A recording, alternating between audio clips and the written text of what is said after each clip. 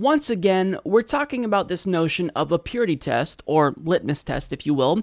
And this conversation was mostly galvanized due to progressives' skepticism over Kamala Harris, but there's a couple of other reasons why we're talking about purity tests. So it is the case that progressives are trying to make Medicare for All a purity test in 2018, and furthermore, there's a discussion about whether or not the DCCC should withhold funding from candidates who are not pro-choice.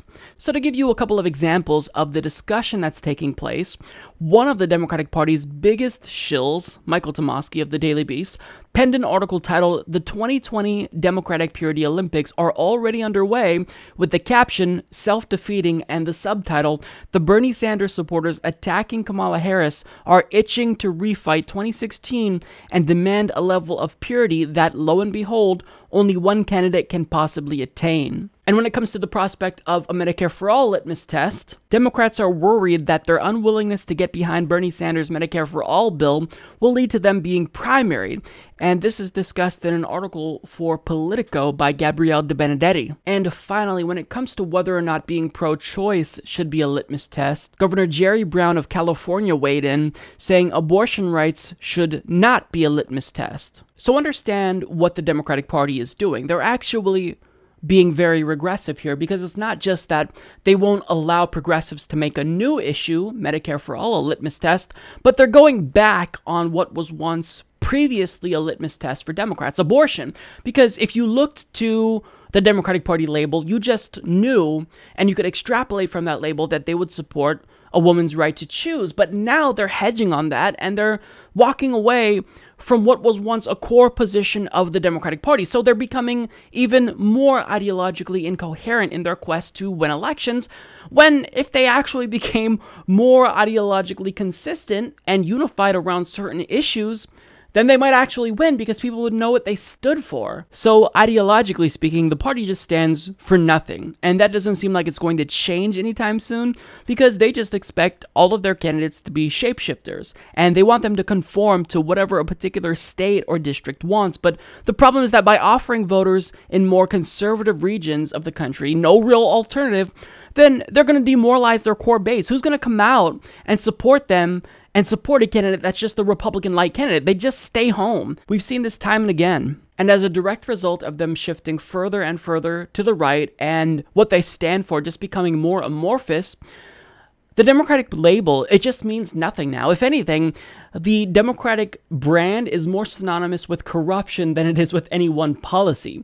So this is a disaster, and in trying to get them to adopt some type of purity test or some set of core principles, we're actually helping the party. Even though they don't want to admit that, we're helping the party. But nonetheless, they don't want any type of purity test. And one of the most prominent Democrats gave us a piece of his mind on AM Joy on MSNBC, and let us know that if we support purity tests, then he has no patience for us. There has always been a section of the left, which I call as the whiny party, the party that doesn't really want to win. They just want to be pure. And if they go down swinging purely, then that's fine.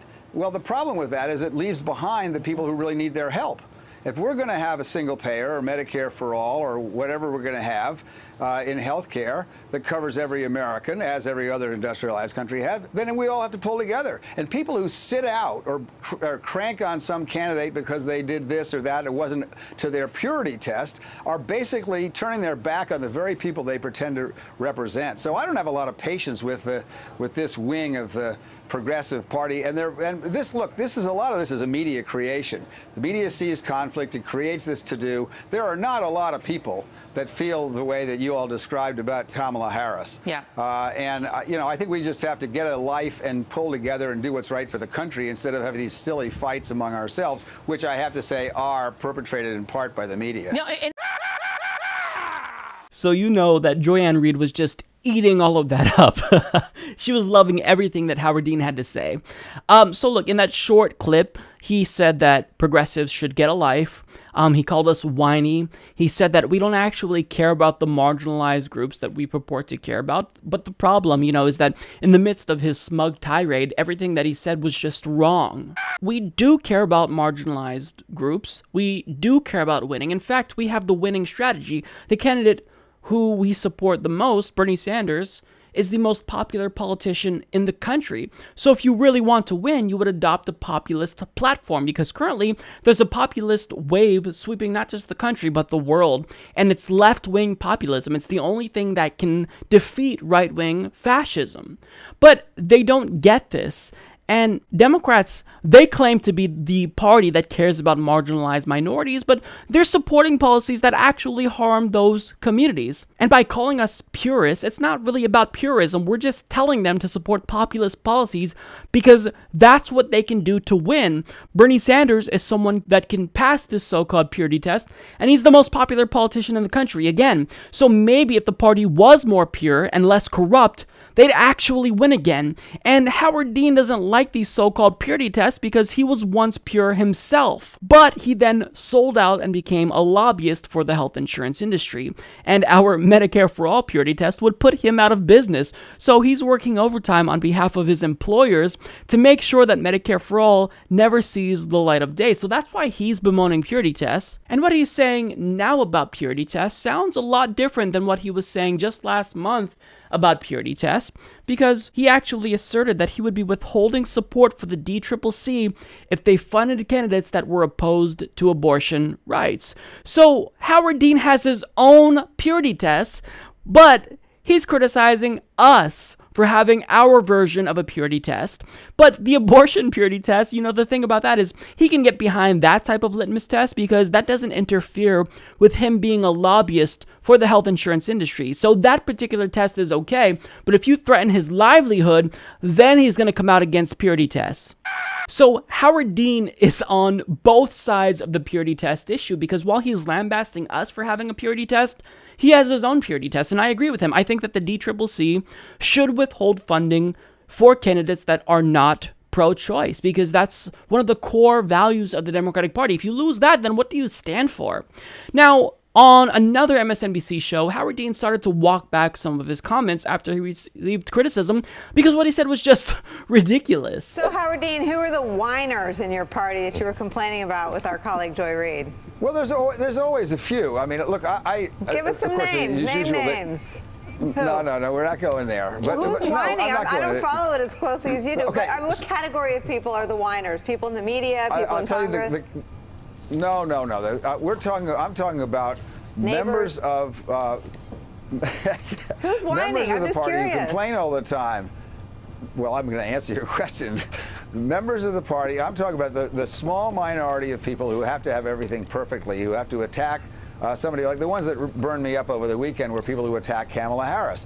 Look, we don't have a perfect candidate. No matter who we have, left, right, or center of the Democratic Party, they're not going to be perfect, and people are going to complain about them. Stop it. We can't beat the Republicans, who are incredibly well organized, unless we all hang together. So what I object to in my party is people, as Ted Kennedy once said, and others have said it too, is letting the perfect be the enemy of the good. We are not going to nominate a perfect candidate, no matter who it is, whether it's Bernie Sanders or Kamala Harris or any Chris Murphy or any of the hundreds of really, or at least it seems like hundreds these days, 20 great people that have been talked about. So we're not going to, whoever we nominate, we have to get behind, and we have to stop complaining about they might have taken a contribution for Wall Street, or they want something that's too far left, that's impractical. Stop it. There's a nomination process. Stop complaining and get ready to pull for whoever the nominee is.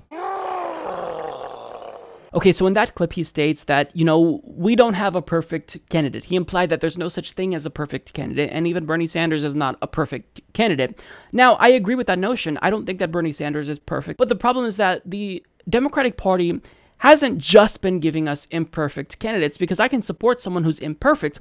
They've been giving us garbage candidates. And the real reason why Democrats like Howard Dean don't like this idea of a purity test is because they can't just be less shitty than Republicans anymore. They actually have to stand for something. And since they don't stand for anything, they're now attacking the people that aren't supporting them because they don't stand for anything. So that's just absurd to me. And they're still doing what they did in 2016. If they have a platform and if they give us candidates that aren't appealing to voters, they don't try to change and adjust what they're doing in order to make themselves more appealing. They just lambaste those voters who they're not appealing to. I mean, this is really unique. I mean, in other countries, do you see candidates blaming voters when they lose elections? Very rarely. This is really a unique and, quite frankly, a new phenomenon that the Democrats made up. It's not on us to come out and support the Democratic Party no matter what. It's on them to actually become more appealing. And this was something that Howard Dean pretty explicitly implied. He stated, quote, "Stop complaining and get ready to pull for whoever the nominee is." You tried that in 2016, and that didn't work. Trying to beat people over the heads and forcing them to support your candidate doesn't work. You actually have to offer voters something. Voters don't vote against Republicans. They vote for Democrats. And with how unpopular the Republican Party's platform is, every election is Democrats' election to lose.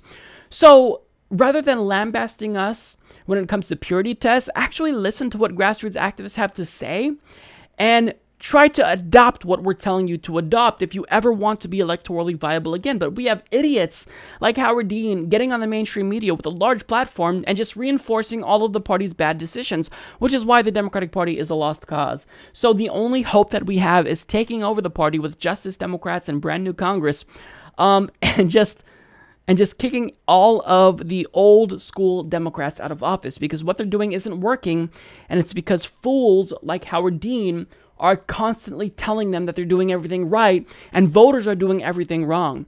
That's not how democracy works, Dean. Support this podcast by joining the independent progressive media revolution today at humanistreport.com.